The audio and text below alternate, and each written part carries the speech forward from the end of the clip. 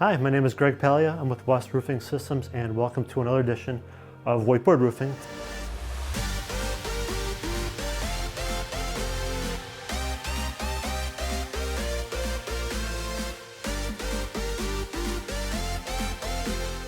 Today we're going to talk about, can spray foam go over wet insulation?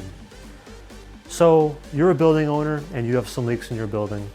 Now you go up to your roof there and it looks clean and dry. And you call a couple of contractors, get a couple quotes, and here's what happens.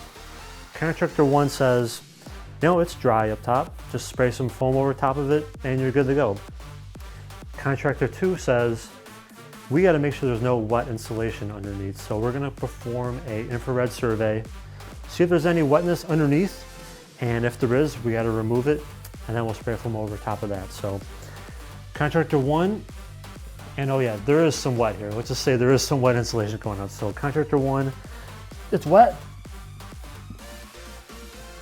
and not wet.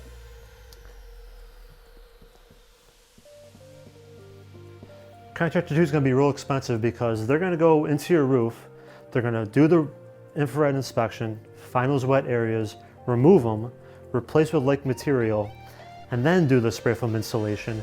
And contractor one is just going to spray foam over the wet area, spray foam over top of it, and be cheaper that way because they don't have to do the infrared, remove, replace, none of that stuff. So now it's 10 years later and you're wondering, I got to get rid of this building, I'm done with this thing. Then what's going to happen? If you spray foam over wet, you're going to get blisters.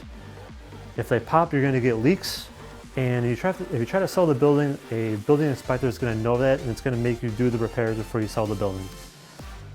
Now, if you do it the right way, the selling point could be, yeah, there's a spray foam roof up there, there's no wet insulation, and you have a renewable roofing system for the life of it.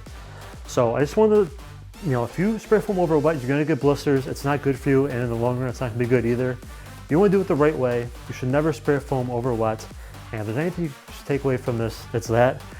Certainly in the blog post, and click on the description, the URL is right there. The blog post with more description and more insight there. That's it for today. Thank you so much. Have a great day. Talk to you soon. Bye-bye.